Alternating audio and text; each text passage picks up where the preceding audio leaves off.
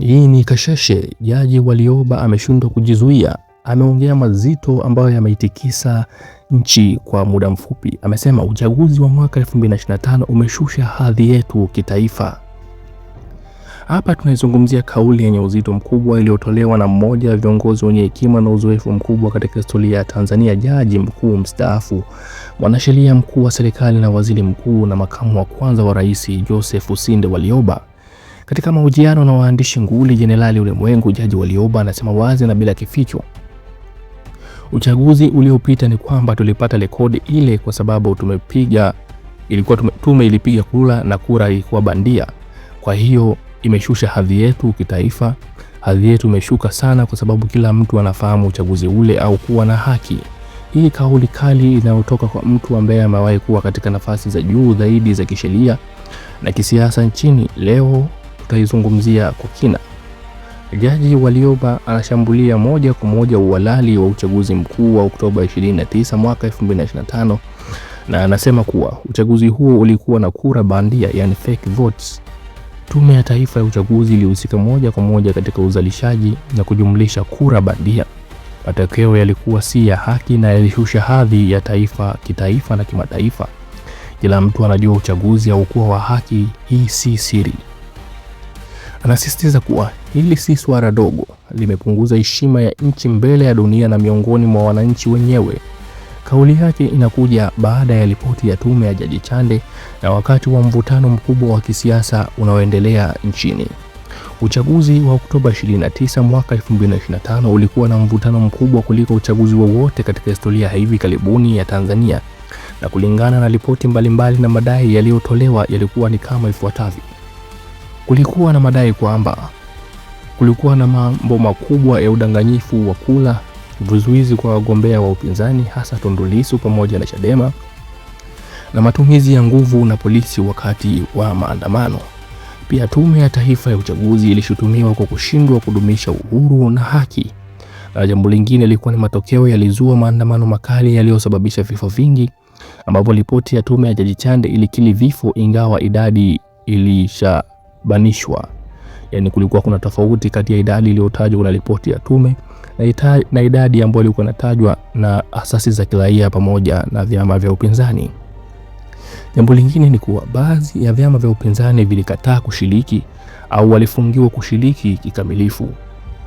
Jaji Warioba anasema hili si tukio la ghafla, bali ni matokeo ya matatizo ya muda mrefu, mapungufu ya mfumo wa uchaguzi, ukosefu wa uwajibikaji na kukandamizwa kwa uhuru wa kisiasa. Kauli yake inalingana na tathmini ya taasisi kama TLS na baadhi ya wataalamu wa kimataifa. Hili jambo lina maana gani kwa taifa na mustakabali wake? Kwa hadhi ya taifa, uchaguzi usio na haki unapunguza imani ya kimataifa na inaweza kuathiri misaada, uwekezaji na hadhi ya Tanzania katika jumuiya za kimataifa. Kwa upande wa demokrasia, inazua swali kuu: je, uchaguzi wetu unaweza kuwa na uhuru na haki? Ikiwa hata jaji mstaafu kama Warioba na mashaka, basi tatizo ni la kimfumo. Kwa upande wa upinzani pamoja na wananchi, inaimarisha madai ya kudai mageuzi ya uchaguzi pamoja na katiba mpya, na kwa upande wa serikali inatoa changamoto ya kurejesha imani kupitia uwajibikaji na mageuzi halisi. Jaji Warioba anazungumza ukweli wenye uzito.